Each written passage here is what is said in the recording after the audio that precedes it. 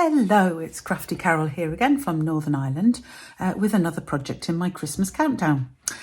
So just a week to go really, so only a couple more projects and I finished making cards because actually I'm very proud to say I've written all mine this year, can't believe it. But I did want to make a couple of little gifts to show you in the next couple of videos. So for the end of this week, which is the penultimate week in my Christmas countdown, I'm showing you how to make this box. And I've called it a star-shaped box for that reason, that the top of it forms a star shape. So hopefully you can see that. And I've just added a little tag with a ribbon around it. And this box will fit one of these candles. Now this is one of the pillar candles, which actually I got from Tesco.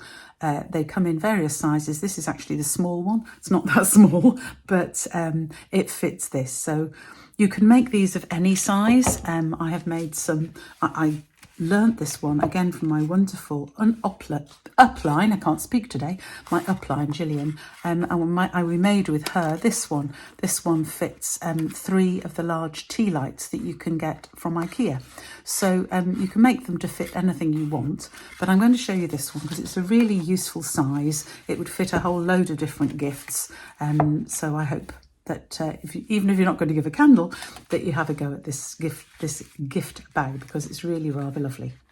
So to start off, we need a piece of DSP, and your DSP needs to be 9.5 inches by 7.5 inches. And I'm going to work in inches today because my scoreboard works best in inches and we're going to use the scoreboard to score it. So 9.5 by 7.5 inches. And if you've got a directional pattern, obviously this particular DSP doesn't have a directional pattern, but if you have a directional pattern, you want the long side to be at the top of the directional pattern. So the directional pattern going up that way. I hope that makes some sense.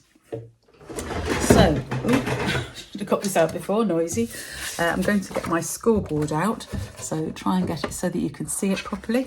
And we're going to start on the long side. So we want the long side pointing upwards, and we're going to score at 1.5. So to use the scoreboard or using the stylus, I tend to use the smaller end of the stylus. I find it easier. Choose the mark by the the size that you actually want to do. I find if you slide your stylus down, that's a bit of a tongue twister, slide your stylus down in the groove to get to the top and then run it down the groove. And that works, for me, it works really well. So we're going to score it at 1.5 inches, then at 3 inches, then at 4.5 inches. You can see where this is going. Then another 1.5 to 6.5 inches, then 7.5 inches, and finally at 9 inches. So you'll see we've got just a little piece at the end, which is going to be our tab to actually close it. Then I'm going to turn it, and on the short side, so if you want, if you have a directional pattern, then you want the top to be towards the right hand side as you're doing this scoring. And we're going to score it again at 1.5. Then we're going to score it at 5 and at 6.25. So it's this mark here to get to 6.25. So that is our scoring. So it's as simple as that. It's fairly easy to make up. Really ought to put that somewhere more sensible. Okay, so once we've done the scoring like that, we're just going to do a little bit of trimming. So the bit with the 2 score lines, perhaps you can see it best on the back. No, not really. Okay, you can't see it too much at all. Let me actually fold those score lines and then you can see them better. So those are your 2 score lines at the top. So where the top is, we're just going to leave those, but we're going to come down to the bottom, and where the bottom score line is, let me just fold to show you that one. We're going to do the cutting. So we're going to first of all cut the tab off, so the little bit at the side, we're just going to cut off, and I just angle the top of it because this is the tab where we're going to stick it. Equally, I'm just going to take a little sliver off the top corner of that long tab. So this is the long tab on the right hand side that we're going to use to stick the box together. And these are the bits that are going to go across the bottom. So we're just going to cut those up And because this isn't forming it's not forming an exact shape, we don't need to worry about doing any of the little triangle cuts that we usually do to match tabs. We can just leave these as square tabs. That's not a problem. So there, I've done my cutting. So the only bit we take out is that little bit there. But we do have some more things to do to make the top of the box. So the first thing we're going to do is fold and score and burnish all of those score lines. So I've done those horizontal ones. I'm just going to do the vertical ones. So for the vertical ones, I'm just going to have them all going the same way, because these are going round the outside of the box that we're going to make. Is it a box or a bag? I don't really know what to call it. I think we'll call it a box. So I'm just going to move down here. This paper is creasing beautifully. I don't think I particularly need to use my bone folder, to be honest. I think it's going to score well enough there. There. So this has got all my fold lines done. So I've just folded all of the crease lines that we've done, all of the score lines. I've just folded them. So they've all got a bit of a crease in. But now we're going to put the cuts. If you see here, if I take the ribbon off, you'll see it better. In order to make this bit come together, we're going to cut out these shapes here. So if you've got an envelope scoreboard, that is by far the best way to do it. So I'm going to show you on that. If you don't have a scoreboard, then the way to do it, we're going to do each of these longitudinal folds, each of the folds on the long side, we're going to make a cut at the place where the middle of the top three marks is, the top. Then we've got the two score lines. So that centre score line there.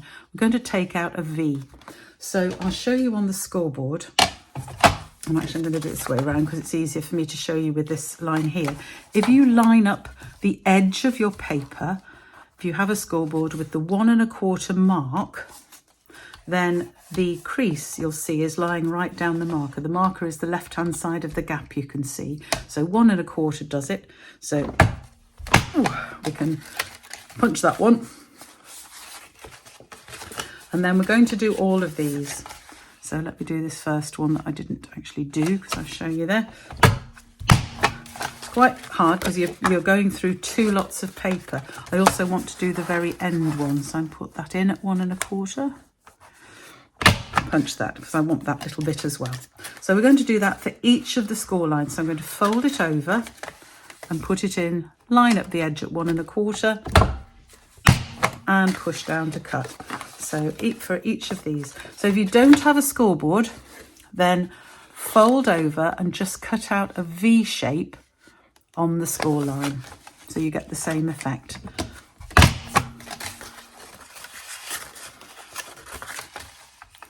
So just a couple more to do. Quite hard work, this. The scoreboard is quite hard. There we go. So those are all my cut out bits. So as I said, if you don't have the envelope scoreboard, then just cut out, fold over on each of the corners and cut out a V about that size. So it's about, half an inch deep. So about a half an inch V. The nice thing about the scoreboard is it rounds them slightly, so it produces rather a nice effect on them. So now we're going to put it together. So really simple, fold over one side and then we're going to stick down on this tab here that we've got. So I'm going to use some tear and tape. This is an old one of mine, which is actually slightly wider than our current tear and tape, but it will do. So I'm just going to put some tear and tape down that whole strip there.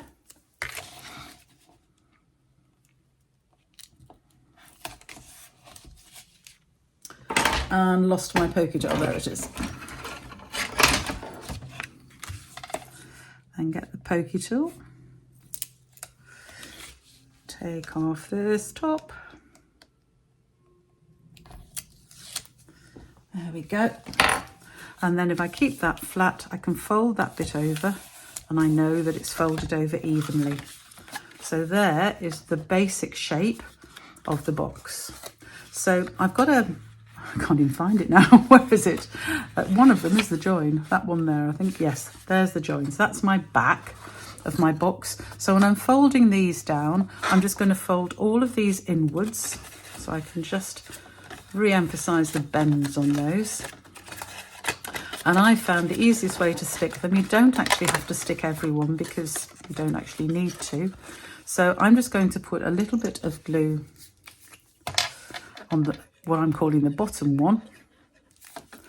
And then I'm just going to fold them all in. So I'm going to start with the two nearest the back, then the two nearest the front, and I can add a little bit more glue there. It's not sticking very well yet because there's nothing pushing it together, but I'll show you how I do that in a minute. So then the next two, and finally the last one I'm going to put down is this front one. So for that one I'm going to put a little bit of tape on.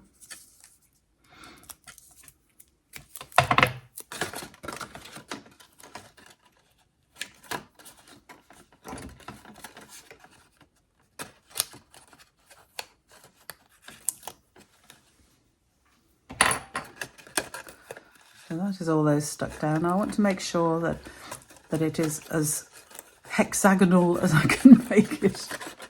Oh dear.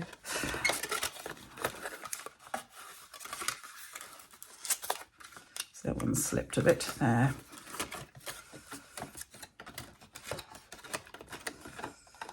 So then my final front one, whoops, which was this one.